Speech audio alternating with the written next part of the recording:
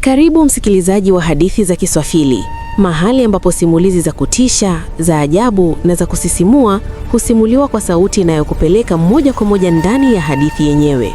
Leo tunakupeleka katika kijiji kidogo kilichozungukwa na msitu mzito, kijiji ambacho watu wake wanaogopa sehemu moja tu, kisima cha kale kilichoko pembezoni mwa msitu. Wanasema kuwa kila ifikapo saa 6 ya usiku, sauti ya mwanamke hulia kutoka ndani ya kisima hicho. Watu waliowahi kukisogelea usiku hawakuwahi kurudi tena. Lakini siku moja kijana mmoja jasiri aliamua kufuatilia ukweli wa hadithi hiyo, na kile alichokiona kilikuwa cha kutisha zaidi kuliko hadithi zote alizowahi kusikia. Usiku ulikuwa mzito na tulivu katika kijiji cha Lupango, kijiji kidogo kilichozungukwa na msitu mnene ambao hata mchana haukupenda kupokea wageni. Watu wa kijiji hicho walikuwa na imani moja ambayo waliirudia mara kwa mara kwa watoto wao: kamwe usikaribie kisima cha kale kilicho pembezoni mwa msitu, hasa usiku. Walisema kuwa kisima hicho kilichimbwa zaidi ya miaka 100 iliyopita, lakini tangu siku moja ya ajabu ilipotokea, hakuna aliyethubutu tena kukikaribia gizani. Kwa sababu kila ifikapo saa 6 ya usiku, sauti ya mwanamke hulia kutoka ndani ya kisima hicho. Kilio cha huzuni, kilio kinachoweza kufanya damu ya mtu kuganda. Baraka, kijana jasiri wa kijiji hicho, hakuwahi kuamini hadithi hizo. Alikuwa akiamini kuwa watu walikuwa wanajitisha tu kwa hadithi za zamani. Lakini usiku mmoja, alipokuwa anarudi nyumbani kuchelewa kutoka shambani, alisikia sauti hiyo kwa mara ya kwanza. Ilikuwa sauti nyembamba ya mwanamke aliyekuwa analia polepole, sauti iliyokuwa ikitoka upande wa msitu, upande ule ule wa kisima cha kale. Baraka alisimama kimya, moyo wake ukianza kupiga kwa nguvu kidogo. Alijaribu kujishawishi kuwa labda ni upepo au mnyama, lakini sauti ile iliendelea kusikika tena, ikimwita, "Baraka, njoo hapa."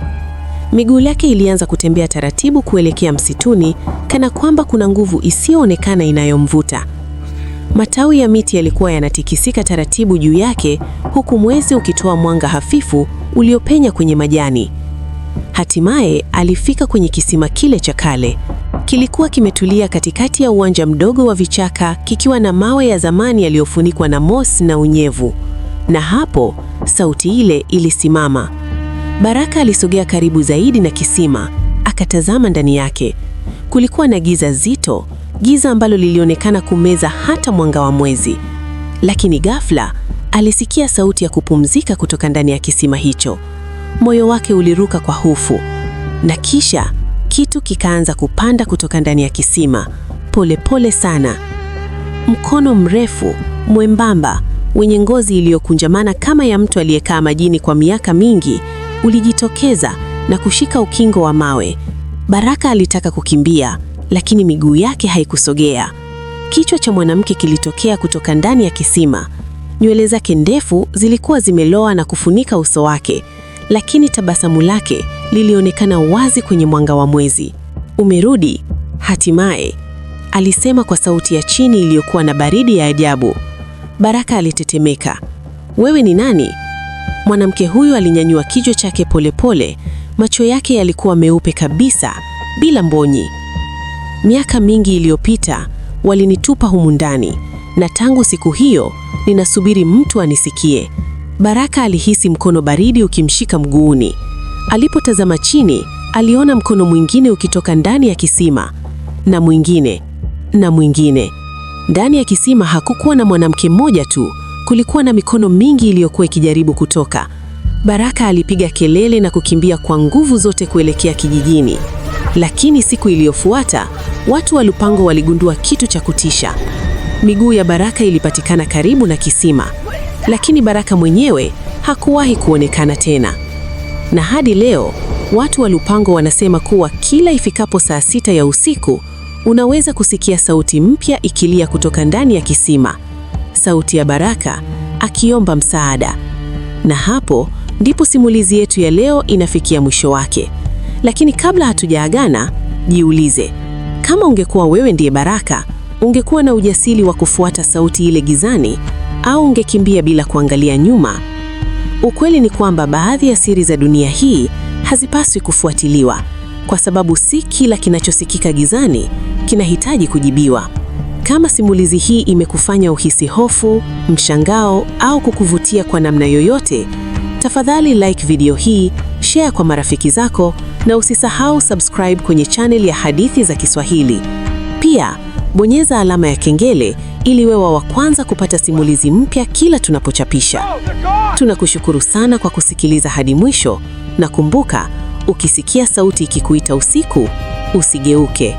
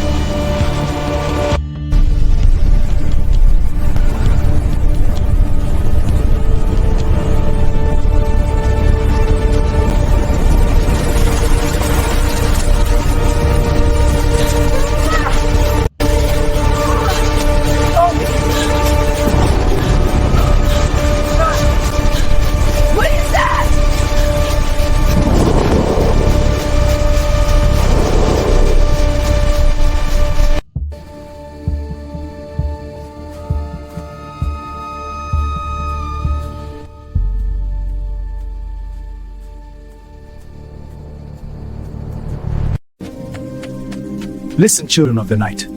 The spirits whisper of trials ahead. Beware the ancient well, its depths hide forgotten horrors. Do not venture near, lest you awaken the darkness. Long ago, our ancestors made a pact with the spirits of this well. They protected us, but we had to honor the old ways.